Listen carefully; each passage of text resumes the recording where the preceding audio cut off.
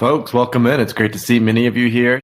I'm really excited to teach today, to bring you some of the cutting edge tech tips, tricks, and techniques from my almost 5 years now of facilitating high dose psilocybin journeys. I'll provide a little bit of context on my background at the beginning, just so you get a sense of where I'm coming from and what I know best, and also where I'm not maybe as strong.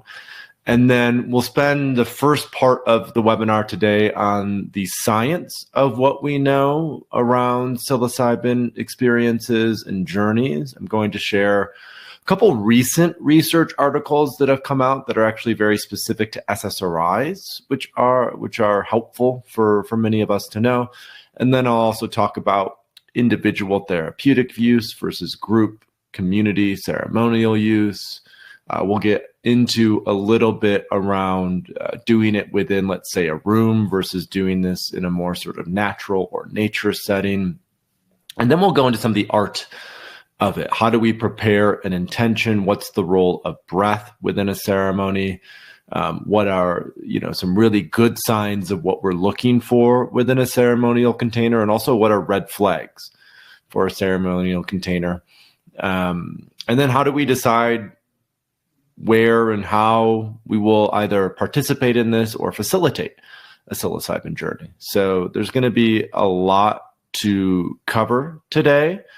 I see, and this is pretty common, many of you, eyes open versus eyes closed, music versus silence. These are great questions. So we have about an hour in total. My bet is that we'll have quite a few questions that come up. So if we go a little past the hour, I'll stick around as long as we continue to have great questions that are piling in. We have about 250 people live here with us, which is fantastic. And we had over 800 people register for this webinar, which just shows you how relevant and important of a topic it is.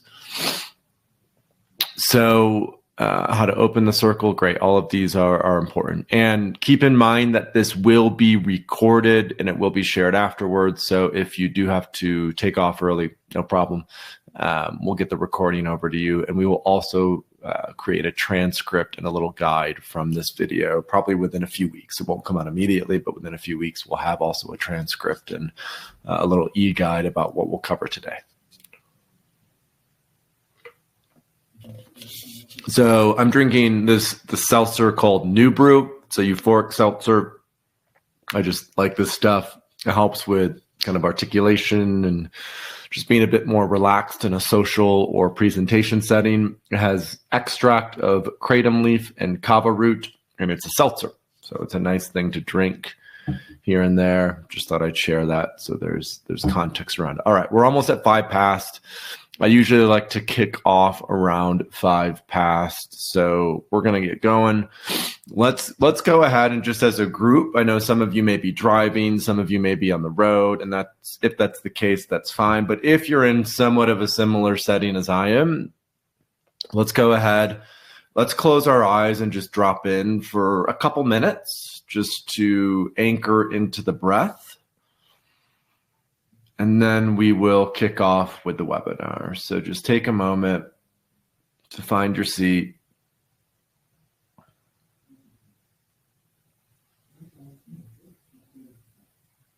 Feet on the floor, eyes closed.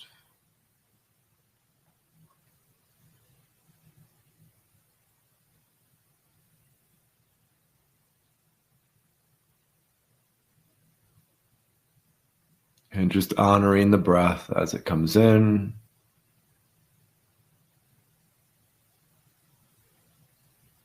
And as it goes out.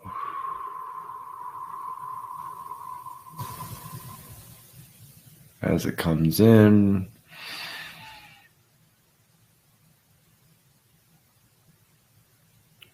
And as it goes out.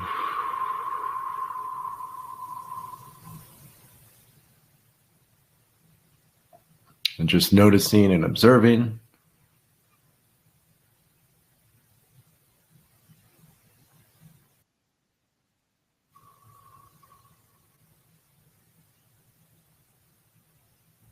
in and the out.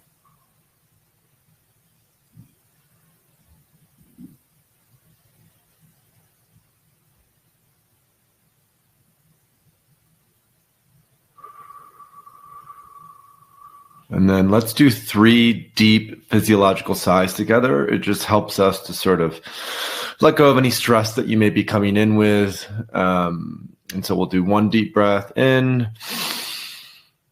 And a deep sigh. Let's do the second breath in. And a deep sigh. And then the third breath in. And a deep sigh. All right, and then I usually just like to shake out a little bit, maybe stretch. That way we kind of just get some energy moving and allow ourselves to focus the mind. And I know there's going to be, we're online, there's a lot of distractions. All I would ask for is about 45 to 50 minutes of your undivided attention. The talk that I'll present will go for anywhere from 25 to 30 minutes. And like I said, it will be recorded. And then we'll have at least 20 minutes for Q&A. As a quick note, I copy pasted the things we've promised to cover.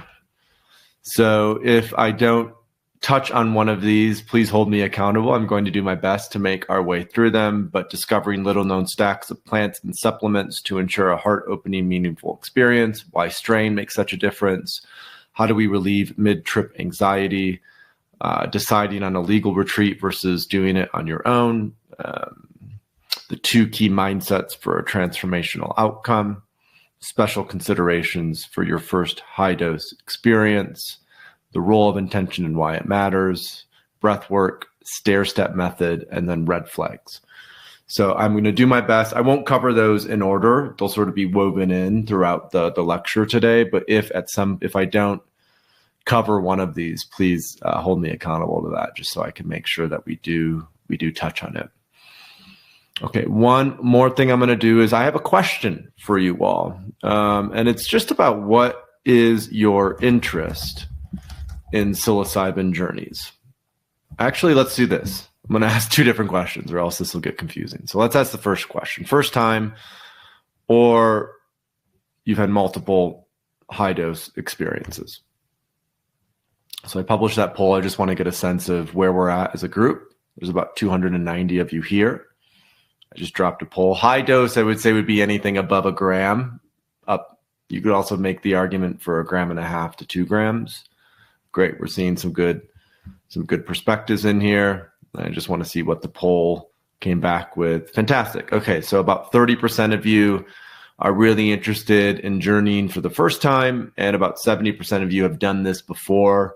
You maybe have had multiple high dose experiences. That's interesting. That's fantastic. Let's do one more poll. I'm just curious. So the next question is going to be, so what's your interest in psychedelics? Are you interested just in doing your own journey work to support yourself on that path of healing and transformation? Are you already a coach or practitioner or guide or therapist who is working in this space, so you're currently supporting others? Or do you want to support others? You've maybe had your own process and your own journey, and now you're interested in supporting others on that journey. And I've just published that poll. I'd love to get a sense of just where we're at as a group. I know it's a bit like both interested in your own healing journey and potentially some of you are interested in supporting, but I'm just wondering what brings you here today to this webinar? What are you most interested in learning about? How can we best support you? Okay, that's interesting. So about 60% of you are interested in this for your own healing. Great. We will have an offer at the end of this webinar that will be our one-to-one coaching program. And so we'll share a few more details on that if there are those of you who are interested in getting supported through that process. About 20% of you are already supporting people on this process. That's fantastic. And about 20% of you want to support others. There are a lot of our graduates from our coaching and practitioner training program who are live on this call. And if you're interested in learning more about our training program for practitioners, just stay till the end and we'll provide a contact for that. I'm loving all the context here, all the details. We now have over 300 people live. Let's dive in, right? I think we've done enough prep work. There's been enough foreplay here for all of us. Let's go ahead and dive into the talk for today. Great. So the art and science of psilocybin journeys, how to craft an ideal high dose experience. I'm just going to give you a rundown. This is me in my mushroom shirt. That's fun, isn't it? Got that from Imogen and Willie. It's a great little shirt. It has a picture of a mushroom with a thing that says, "Be kind."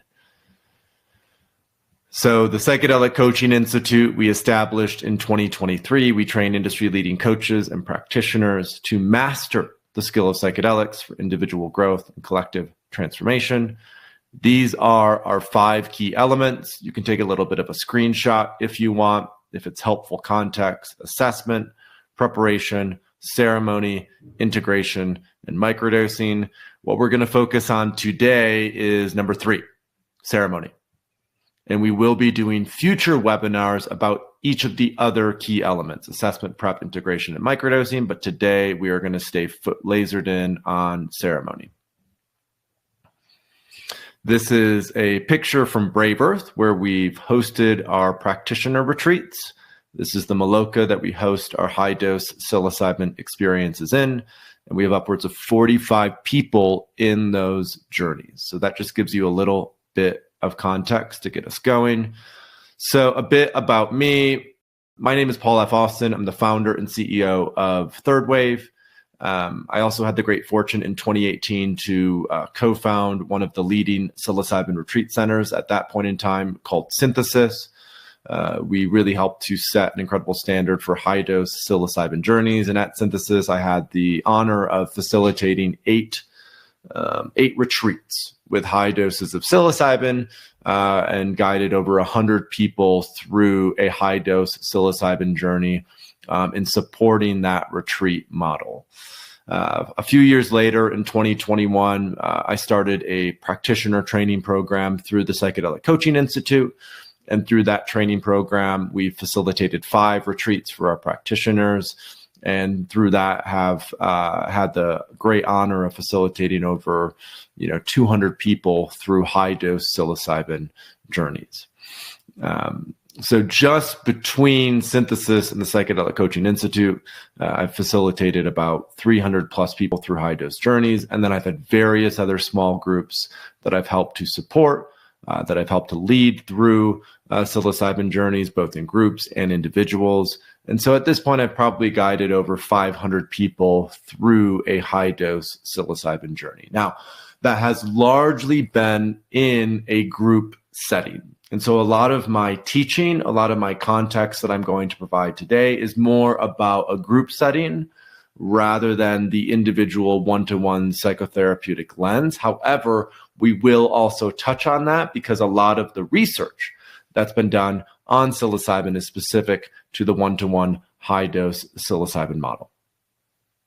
So let's dive into the science to start with. And there's a lot of science out there about psilocybin. There's a lot of science out there about psilocybin work. And the vast majority falls into 2 categories.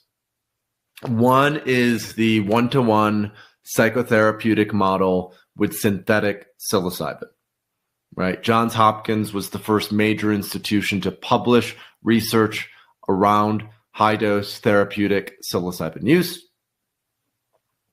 That initial paper was published in 2006. The lead investigator on that paper was Roland Griffiths, who passed away a few months ago from terminal cancer. And what they found in that high-dose psilocybin research was that a high dose of psilocybin could facilitate what's called a mystical experience. And a mystical experience is a sort of scientific or fancy way of saying there is a deep connection to something greater, a deep connection to God, source, oneness, the universe, whatever you want to call it. And what they found was really, really interesting, which is in normal everyday life, about 1 to 2% of people have what's called a spontaneous mystical experience. So just to go back to my namesake, Paul, some of you may be familiar with the Bible. Paul was an early Christian who wrote much of the New Testament through the letters that he sent to Corinthians and the letters that he sent to Rome and the letters that he sent to various other places and locales. And Paul was converted walking on the road to Damascus. His name was Saul at that time, and a big bright light came and shined on him and said, I am Jesus, and, follow me and do my work. And so Paul had this spontaneous mystical experience on the road to Damascus, which completely transformed his life. And I would argue completely transformed the world as we know it, because for better or worse, Christianity has been the foundation of Western civilization. So about 1 to 2% of people have these spontaneous mystical experiences. But with psilocybin, what they found in this early research is really interesting, which is that upwards of 60% of people, 60, had had a mystical experience by working with high doses of psilocybin. Now that's interesting, of course, but it doesn't tell the whole story. The rest of the story is that the sort of more profound that experience was with a high dose of psilocybin, the more benefits people experienced in their everyday life. Better relationships, better mood, more energy, a deep sense of meaning, fulfillment, and purpose. And so with that initial research paper that was published in 2006, the foundation that was set is that there's a distinct and real relationship between this mystical experience and the profound benefits that one has in everyday life. And I would say my story tracks with this quite a bit. I grew up in a very Christian home in West Michigan outside of Grand Rapids. And I never really got it. I was at church every Sunday for 3 or 4 hours for the first basically 18 years of my life. And it never really resonated with me. And so around the age of 17, 18, 19, I started to become an atheist and reading Richard Dawkins and Christopher Hitchens and even Sam Harris. And it wasn't until I had a high dose of LSD was more the thing that did it for me, a high dose of LSD, that I came to recognize and realize some of these truths that have been taught in the church. And that the unfortunate aspect around them is that they had been, there was sort of a dogma, a sort of a rigidness that had happened with them.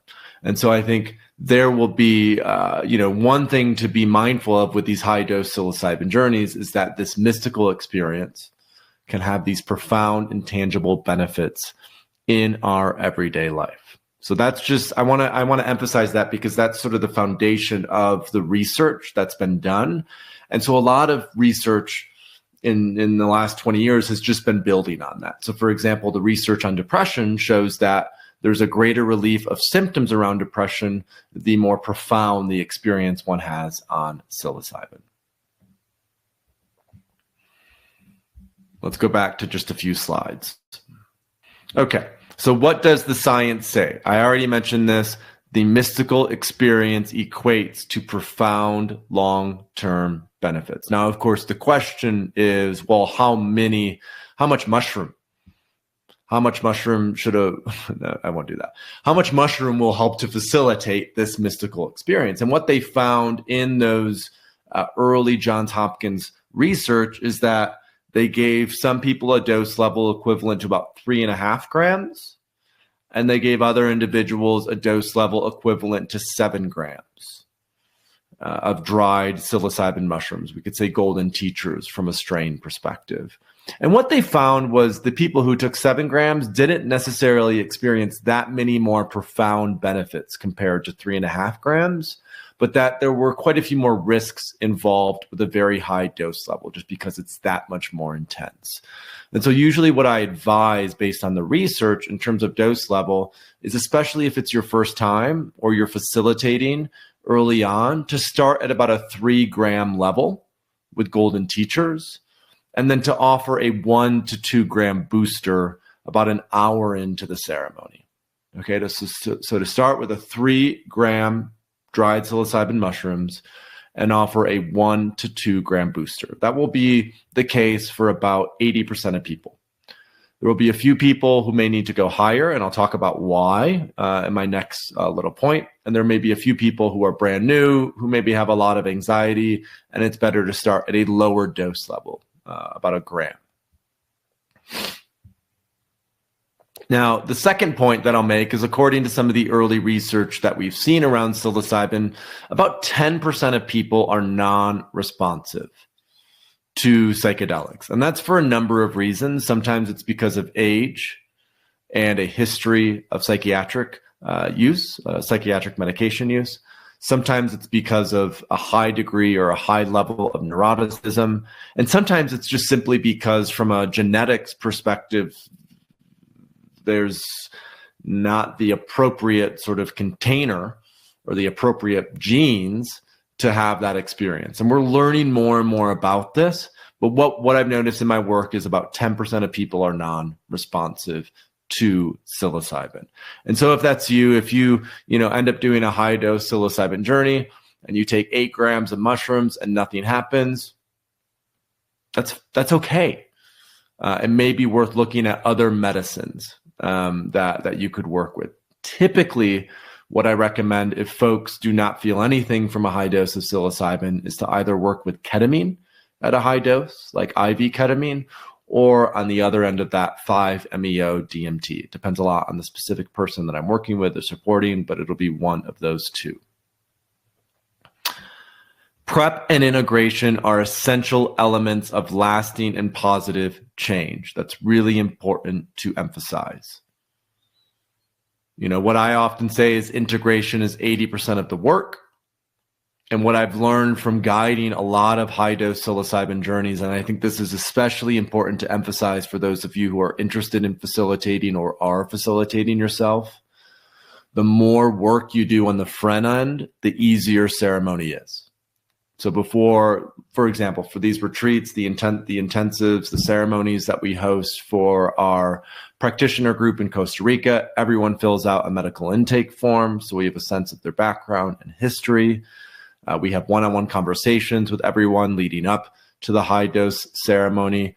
We communicate sort of the ground rules of the high dose ceremony in terms of noble silence, do not talk or touch anyone else in the room, sitting up versus laying down, eyes open versus eyes closed. We even talk about the overall flow of the ceremony. And I'll get more into that in the sort of art part when we transition into the next stage of the webinar.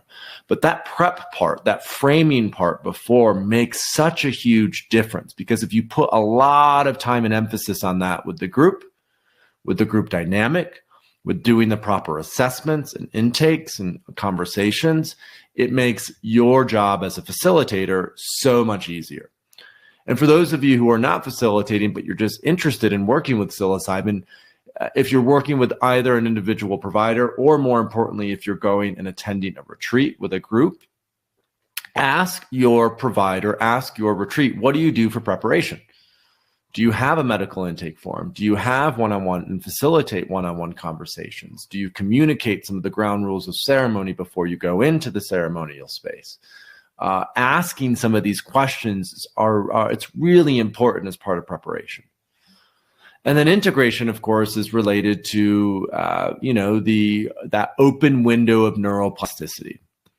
So Michael Pollan wrote a book called How to Change Your Mind in 2018. I wish I could see all of you, because I'd ask for a show of hands how many of you read How to Change Your Mind.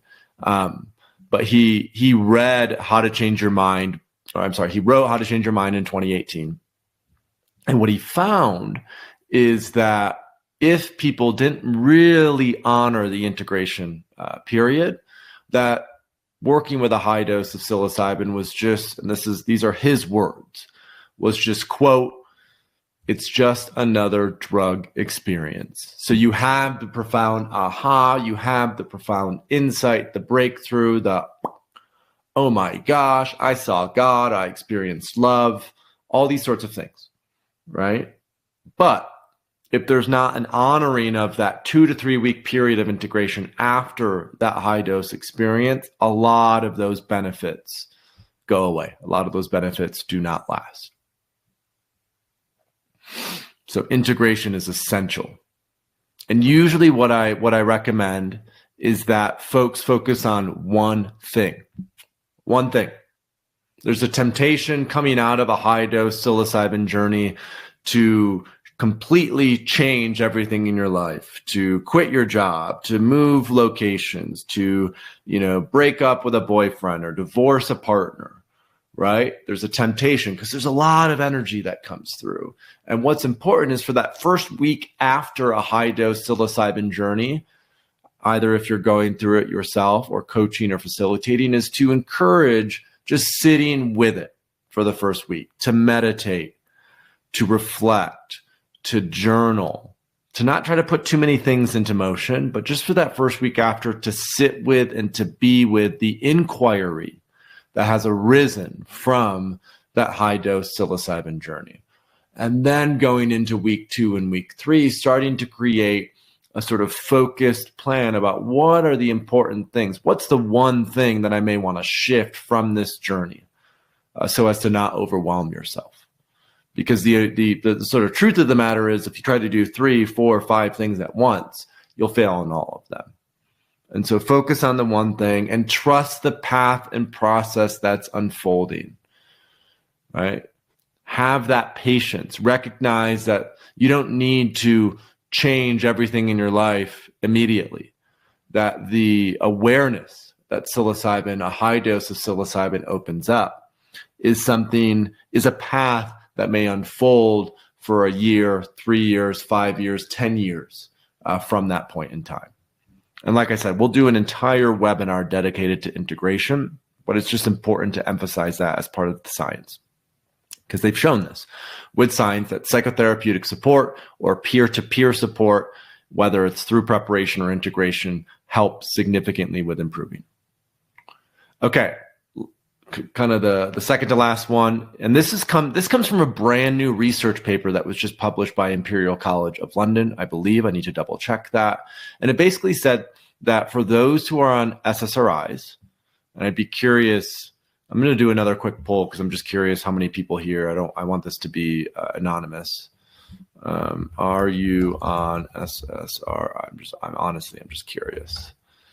So I'm going to ask a question. Are you on SSRIs? I just published that poll. I'd be curious to see, in terms of the 300 some people who are here, how many are on SSRIs?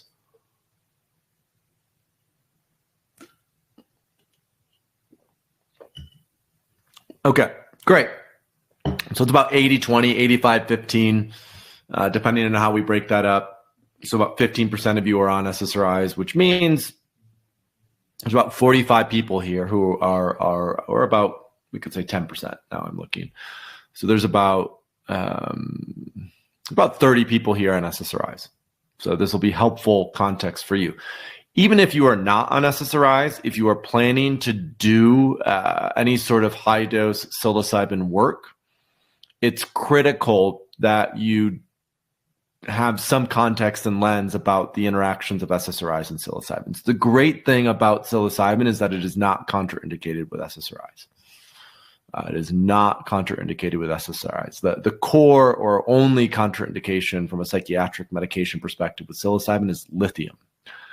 So it's not contraindicated with SSRIs. However, what research has found is that if individuals wean off, or they try to just kind of cold turkey stop SSRIs a week or 2 before a high dose psilocybin journey, it negatively impacts the journey. It negatively impacts the journey.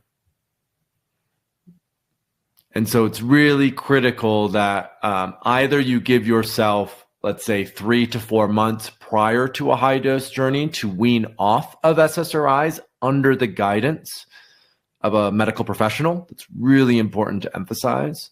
Under the guidance of a medical professional, or you simply continue to take your SSRIs while you go into the high dose psilocybin journey.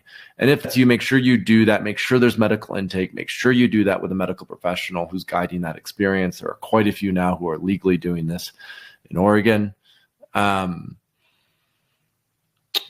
So that, I think, is just an important context to emphasize for all of you facilitators here. I can find the research paper at some point and share it with you, those of you who are interested. I can share the research paper, but the science is do not wean off SSRIs immediately before a high-dose psilocybin journey because it will negatively impact the outcome. And the other thing to keep in mind is that for SSRIs in particular, you will have a blunted response to psilocybin. So what we found, for example, in our microdosing experience, which is a 6-week group coaching container for microdosing, is we found that people who were in their 50s and 60s and who had or were on SSRIs, they needed a microdose upwards of 500 milligrams, 0.5 grams of dried psilocybin mushrooms, which is quite high. And so that just goes to show you if the typical microdose is 100 milligrams and people are taking up to 500 milligrams as a microdose, it means that for high dose journeys, if you have a history of SSRI use or you're on SSRIs, you will need to take a substantial amount of psilocybin in order for it to have an experience. And you could just Google SSRIs psilocybin use in the news section of Google, and I'm sure the research paper will pop up. And then the final point about science is that community is central to healing and transformation. And as part of community, I would include nature and the natural environment. That a lot of the early research on the therapeutic use of psilocybin has been in one-to-one containers. But again, through this retreat center synthesis and several other psilocybin retreat centers, Imperial College did quite a bit of survey-based research with group psilocybin experiences and found that individuals who worked with high doses of psilocybin in a community setting experienced a lot of pro-social benefits, which led to a reduction in symptoms of depression and an elevated mood and sense of sort of purpose and fulfillment. And again, if you want to go deeper into that research, you can just type Imperial College psilocybin research, and there will be quite a bit that pops up there. In terms of benzos, I can't comment on that. I don't know if there's been a ton of research specific to benzos.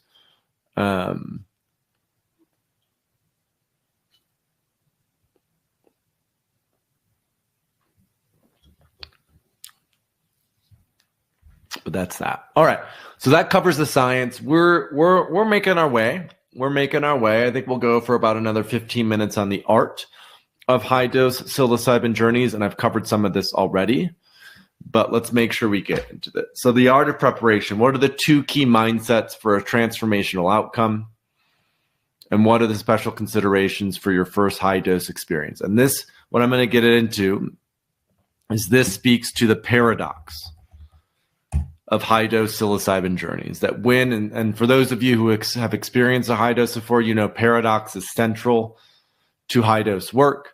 And so the 2 key mindsets are surrender, the ability to surrender, the ability to let go, the ability to allow for whatever wants to arise, and really honoring that capacity to allow and let go.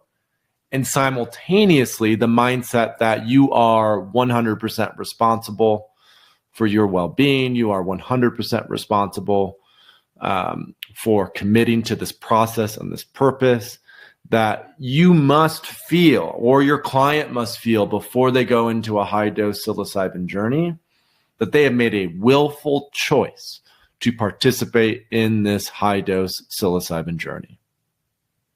And so that's the paradox of this mindset. There both has to be a mindset of, I let go, I surrender, I allow, and that you as an individual are willfully choosing to see this experience through, to have the courage to navigate it as various things arise.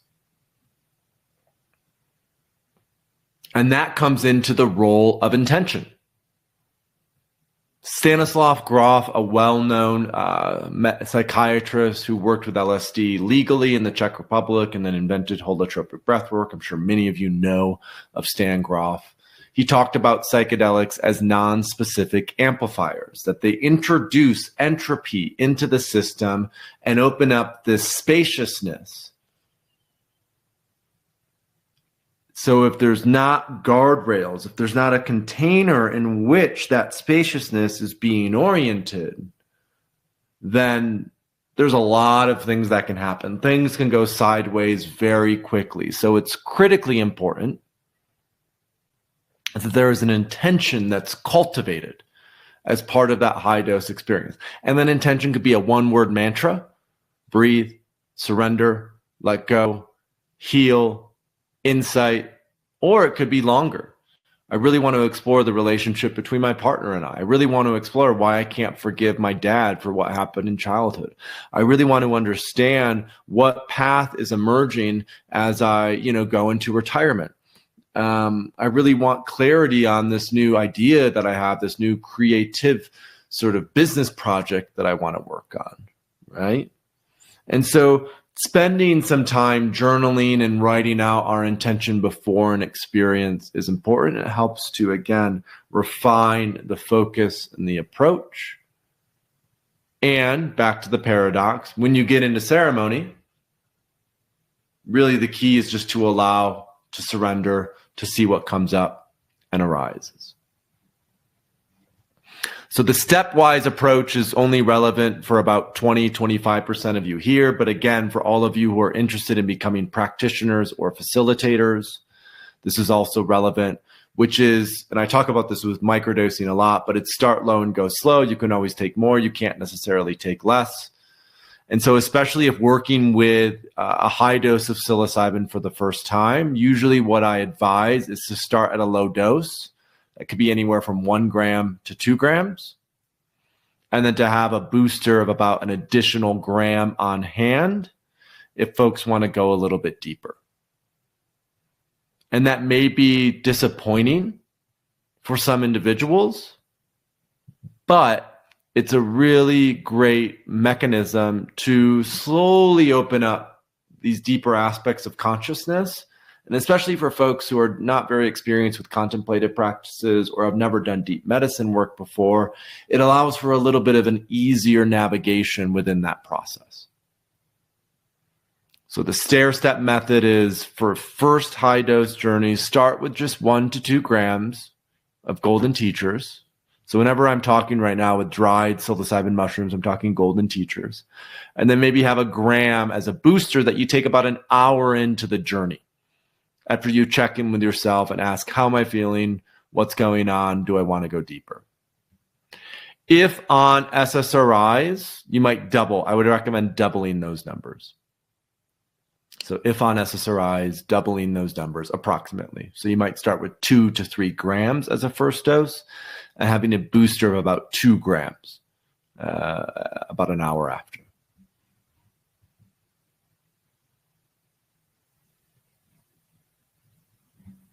I'm loving that we still have 310 people here.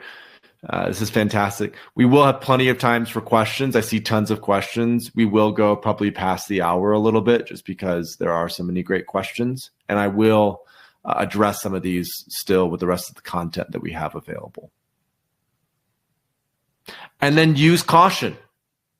What are the red flags to cancel your journey, even if you've been planning it for months? And a lot of these red flags can be addressed by asking good questions in the lead up. I want to emphasize that. We'll talk more about that in assessment and preparation in those webinars. But before you ever commit to going to a high dose psilocybin retreat, ask the provider, ask the retreat center, what medicine do you use? How much medicine do you serve? How many people are in ceremony? What's your background and experience? Do you have any medical professionals on hand or on staff for this high dose psilocybin journey? If not, why not? Do you have a medical intake form, right? Interview. They're not interviewing you if you're interested in going. You're interviewing them because you want to make sure that that space will be held with integrity, that space will be safe, that space will be perfect for what it is that you need. So red flags could be, they're mostly on the individual side. So if you as an individual want to do a high dose of psilocybin and you're looking forward to it, but something really, let's say, traumatic or something very difficult let's say you have a death in the family, or you lose your job, or there's a divorce, or if there's something that's a very intense personal experience that you're going through in the lead up to a high dose psilocybin journey, it is advisable to postpone that high dose psilocybin journey. Because again, the impact that it has, it introduces more chaos into the system, which is why it's so effective. That a lot of our sort of modern maladies are related to just being too rigid. Our brain, our body, our sense of self is too rigid, and psychedelic psilocybin really opens that up. But if there's already a very difficult experience that you're navigating or confronting, it's advisable to postpone that journey, because the psilocybin could make it even more difficult. And then this final, let's see where we are with slides. That's a cute mushroom slide. Okay. What we also talked about is how to avoid mid-trip anxiety. And we've talked a little bit about this already. To start low and go slow, the stair-step method, you can always take more, you can't take less. Choosing your facilitators with intention, or choosing your retreat center with intention. There's nothing worse than ending up at a retreat center on a high dose of mushrooms and having just a sense of you don't feel held, you don't feel safe, you don't feel welcome. So explore various centers. We have a directory on Third Wave of retreat centers, legal psilocybin retreat centers. In Oregon, there's several now. In Colorado, Costa Rica, Jamaica, the Netherlands, Portugal, right? So choose your facilitators with intention. That's important that you interview them. The other thing is to regulate through breath, both in the lead up, typically, before we do our high dose psilocybin journeys in Costa Rica, I guide people through an hour-long meditation, which some of you are like, that's insane. But learning just to regulate the breath, to come back to the breath, to sit in deep meditation in the lead up to a high dose psilocybin journey, it exercises that muscle. So when you're actually going into the journey, it's automatic that if you start to experience a deep sense of anxiety, that just return to the breath, return to the breath, return to the breath, that the breath is the one constant. And if you continue to return to it again and again, it'll help to regulate your nervous system and contain the energy so it doesn't pop out. And then my final sort of pro tip is, especially if it's your first time or you're guiding someone through a high dose journey for the first time, to combine the psilocybin with a heart opener. And that heart opener could be MDMA. Many of you have probably hippie flipped before, where you've done psilocybin with MDMA. It could also be Kanna, and I love Kanna because it's legal. It's a little softer than MDMA. And my favorite, if you go to kannaextract.com, they have incredible Kanna. And so more and more, I've created a chocolate that I use with my clients for high dose psilocybin journeys. And I have psilocybin and Kanna in that chocolate, as well as theobromine, which is a heart opener from cacao, lion's mane, because it helps with neuroplasticity, and an herb called Damiana, which just helps with a sense of feeling and inner sensuality. So having that heart opener can be really, really essential. I put it in there. Kanna is Kanna. Great. And folks, keep the questions coming. These are really great questions. We'll get to questions in about 5 minutes. We'll probably go a little past the hour. Strains. So this is why the images of mushrooms, different strains. So this is a helpful thing. And Joseph, who's on our team, we have a pretty good blog post on Third Wave about like the top 5 or 10 strains. It may be helpful to post that. But with strains, it's really important to remember that different strains of psilocybin have very different potencies. In particular, the most common is golden teachers. And so when you hear about, even the research that I mentioned at Johns Hopkins, they took about the equivalent of 3.5 grams of mushrooms. I'm talking about a strain like golden teachers. It has a medium level of potency. There's also a strain called B positive, which has a similar level of potency, and penis envy, which is slightly more potent than golden teachers, but only about 10% more potent. They've done some research on it lately, and they've shown that there's a little bit more potency with penis envy, but it's not as significant as some people assume.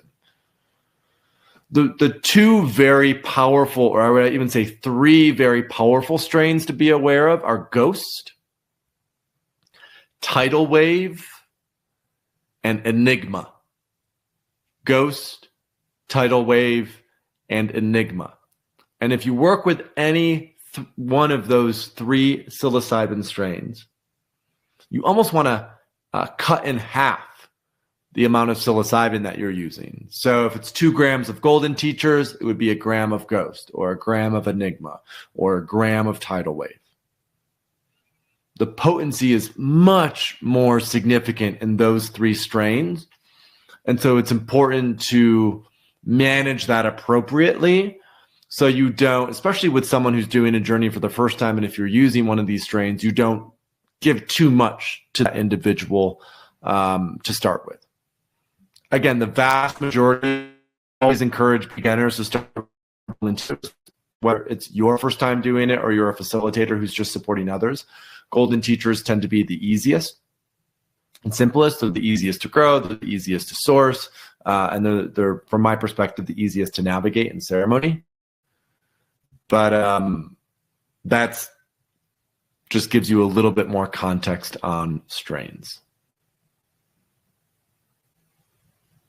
Okay. And then the final, let's see what we have finally. We talked a little bit about breath work.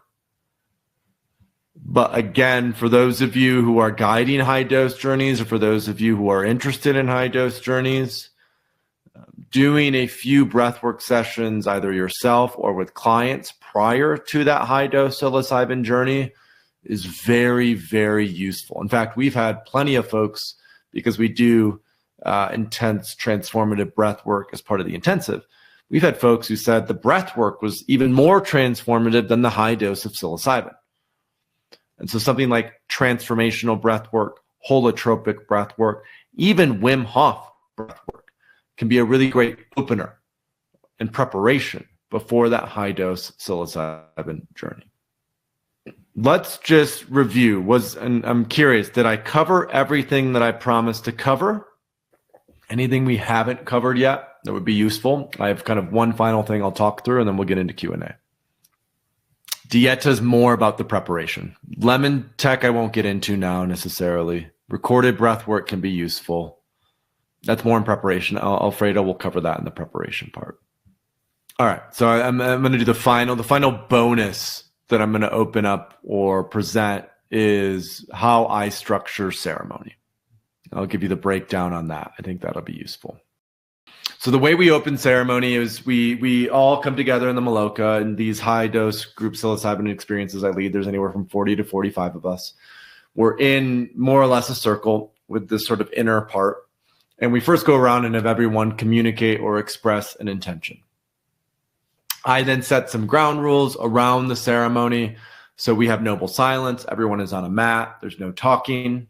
As part of that, we stay in our own space. If individuals need to leave the Maloka to go to the bathroom, they can raise their hand if they need support. Otherwise, they're welcome to do that on their own.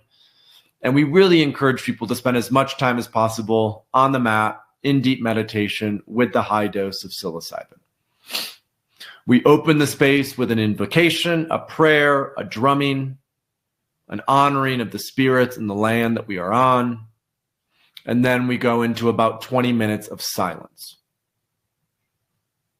Now, of course, prior to that, we have the psilocybin that's been handed out. Right after the invocation, people consume the psilocybin. The way we do it is with lemon teching at these intensives, because the lemon teching accelerates the onset and mitigates a lot of the nausea. And then we have 20 minutes of silence in the darkness. pure darkness in silence because we start ceremonies at night. After we come out of that silence, we have live music. That live music goes for around 4 to 5 hours. Some individuals choose to lay back on the mat and have an eye mask.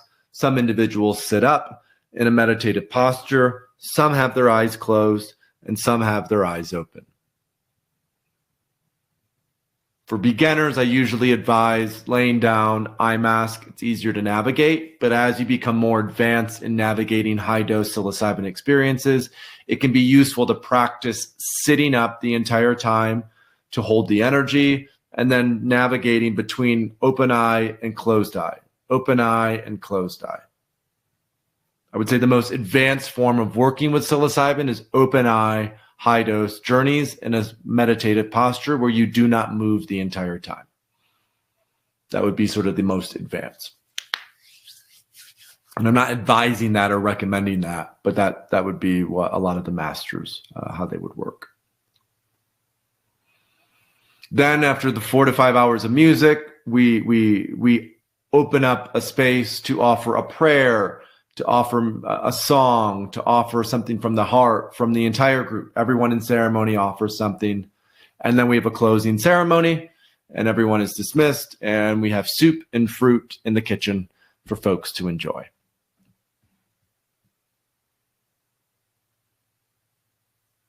So that's the overall context and structure of how I guide ceremony. We are now at 5-2. So this has been a phenomenal almost hour now. And I want to get into Q&A pretty soon. And so as I emphasized, ceremony is important. We will do additional webinars on assessment, preparation, integration, and microdosing. And for those of you who are interested in this level of support as you potentially navigate your first high-dose journey or as you do deeper work, we do have a program that we offer called Personalized Psychedelic Coaching, where we guide you through it's about a 2-month coaching container with 4 hours of coaching, 2 for prep and 2 for integration. And we help to guide you through a high-dose psilocybin journey. It's personalized to your unique needs and intentions. We match you with the best coach for you. It's done from the comfort of your own home. And these are the coaches that we've certified through the Psychedelic Coaching Institute. And that's a $2,500 program, normally $3,500, but we have a $1,000 discount that expires in 5 days. So you can join for $2,500 if you want professional guidance and support for a high-dose psilocybin journey. Because as I mentioned, the ceremony itself is critical, but the way we prepare and most importantly, the way we integrate afterwards is essential. And so I'm going to make that offer available. I published that offer. You can book an alignment call if you want, or you can just go ahead and directly purchase. We'll have that discount available for 5 days. So if you want professional guidance and support for a high-dose psilocybin journey for both prep and integration, we do have a program available to support you in that process. And thank you for attending. Let's get into Q&A. So first question is from Gary. It looks like there's a lot of people that you have on retreat. We do. Question whether that is the best setting for a loner who likes to think things through. What I've found in our practitioner training program is a lot of people who I even identify as introverts or loners find a lot of value in the group setting because it opens up an edge for them to lean into to connect with community. And so even if you identify as a lone wolf or as a loner, to have that maybe willingness to step into a place of slight discomfort, to connect with individuals, you'll still have plenty of space and time. Like what we do at our retreats is at meal periods, we have a table that we set aside if you just want to process on your own. You don't have to talk with anyone. And that's what we encourage even is there are a lot of introverts on retreats. And so providing that spaciousness is important. Question from Daniel. Can someone who does not experience a journey with psilocybin still benefit from microdosing? There are still a lot of benefits with microdosing. If you are someone who is interested in microdosing, we're actually starting a group coaching container in 2 weeks. I'm guiding about 50 people through a 6-week microdosing protocol. That's called the Microdosing Experience. You can find out more details about it on Third Wave, but you can still absolutely benefit from microdosing, even if you're not immediately going through with a high-dose psilocybin journey. Next question from Erica. I hear conflicting recommendations to set an intention or to go into a session with an open mind and no intention. And this is sort of the sort of context of paradox, that it's great to both journal before, to get a sense of your mindset, to prepare some thoughts and perspectives. And what's just as important is the willingness to let go when you get in that ceremonial space, to maybe have a word or a mantra that helps to center you, that helps to guide you, but not being sort of overly fixated or attached to that initial intention that you set. So to be committed to it, but to also hold it lightly as part of that unfolding. Talked a little bit about mixing mushrooms with MDMA. The lithium no-no also applies to microdosing. B positive as a strain is fantastic. It's very similar to golden teachers. So in terms of the amount of a heart opener with MDMA, it's anywhere from 80 to 120 milligrams of MDMA. And for Kana, I usually advise about 100 milligrams of Kana overall. In terms of avoiding nausea when using larger doses, lemon teching or a tea lemon tech is the ideal way to mitigate nausea. You could also serve ginger with that. Chocolates can be useful, but they're not as effective as lemon teching for mitigating nausea. So if you are very sensitive to psilocybin and you get a lot of nausea, I would highly advise to lemon tech psilocybin. We have an article on Third Wave all about lemon teching. Just Google lemon tech Third Wave, and there's an article that will pop up about how to lemon tech. What's the process for that? In terms of the recommended timing for the heart opening combo, I usually advise to start with the heart opener first. So start with the MDMA or the Kana first, wait about 30 to 45 minutes, and then consume the psilocybin after that. You could also combine both at once, but especially if you're brand new to this or you're working with someone who is brand new, having that MDMA or Kana helps to create this just sort of blanket, this soft landing pad. And so when the psilocybin starts to come in, there's a higher likelihood that it will be received without sort of the constriction or fear or anxiety that can often accompany someone who is doing a high dose of psilocybin for the first time. MDMA or Kana allows just for like a relaxation, a softening before the psilocybin comes in. So Bob, that's a great question. What is the role of the guide during the journey? So the role of the guide during the journey is to ensure that the individual is safe, that they have the support that they need. The guide, if there's a lot of emotional release, may just be there for support, to hold the hand, to ask how things are going. If the individual wants to talk a little bit, again, this is more one-to-one, and that can be the case. In a group journey, I'm the lead guide at the front. My job, timing is good, and we're sort of tracking as we need to, and then to orchestrate the various pieces, the music, the silence, the other facilitators in the room, people who are under medicine going in and coming back in, going out and coming back in.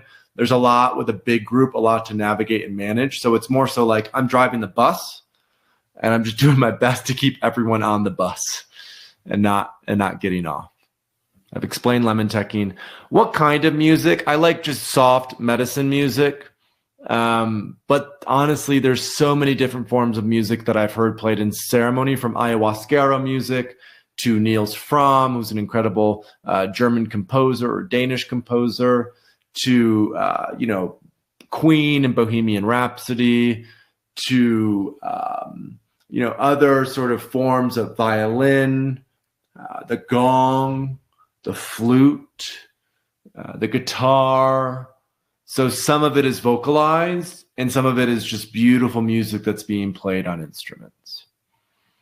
A lot of people use playlists. If you're in a larger group and you have the capacity to bring in live music, I usually advise that because it is more beautiful, I find, and more sort of hits harder at the heart. But a really well-curated playlist can also go a long way.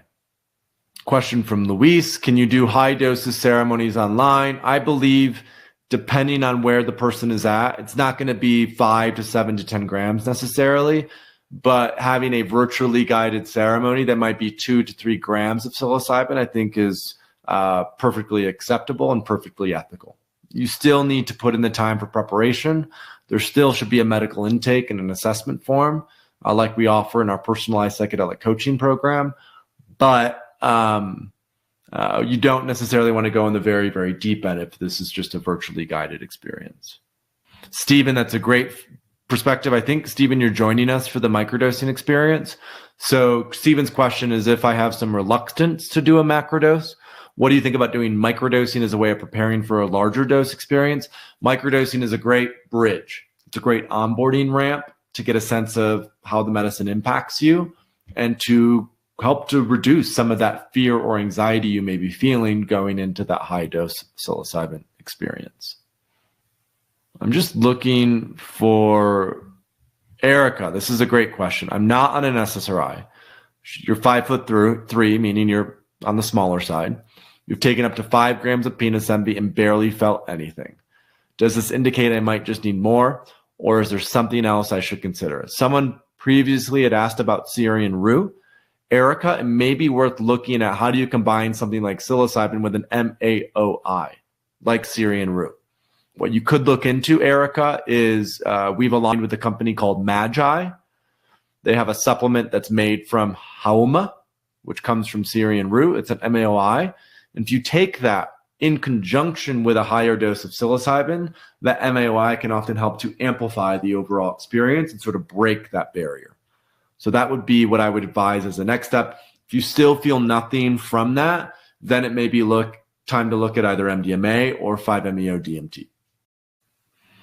Hey, Sharon, that's a great question. Regarding the going through something traumatic red flag, how do you determine when enough time has passed? I would say at least a month. Enough for things to settle a little bit, for you not to be in the throes, the immediate reactivity of what just occurred. But you don't need to wait so long, right? Because as you mentioned, psilocybin, high doses of psilocybin can really help us to heal that trauma. But we just don't want to be in that reactive state or phase when we're stepping into the medicine, right? And so to give it maybe 2-3 weeks up to a month can be a really useful, I'm just going to put a pause on this, temporary pause. And when I feel a little bit more centered and stable, then I can go work on this with the psilocybin. It would be helpful to be off SSRIs before using Kana, and that would be something to check with a medical professional. Mary asks, is the experiences that I lead are in total verbal silence with no other interaction? That's correct. It's noble silence. There are other journeys that people have attended or guided through where they take the medicine and it's more social and hanging out. But with our training program, we really emphasize walking the walk, and we're more so focused on deep healing and deep transformation. And we find that creating a container that allows for no talking, no interactions, but just a deep focus on the internal self with the psilocybin as a catalyst can be profoundly beneficial. And Stephen, that's a great question. As a first-time macro experience, you suggest a single trip versus a retreat in which one does several trips in succession. I would say that depends on you. Both work. But before you might spend $3,500 or $5,000 to go to a retreat and do it multiple times, you could do something like our PPC program, our personalized psychedelic coaching program, where we offer the coaching before and after, and you do maybe a 2 to 3 gram experience at home to just get a sense of how that feels and what it's like before you take a week off and go somewhere and do multiple experiences. All right, folks. This is great. I'm aware that we're going about 10 minutes past the hour. These are fantastic questions. What I would encourage everyone to do who is in this webinar still, we still have about 235 of you. Joseph, if you could drop the link to our community. We have a free community platform, the Third Wave community. where I didn't necessarily have a chance to get to all of these questions, unfortunately. I just have another call that I have to take in about 5 minutes, and so I got to wrap up.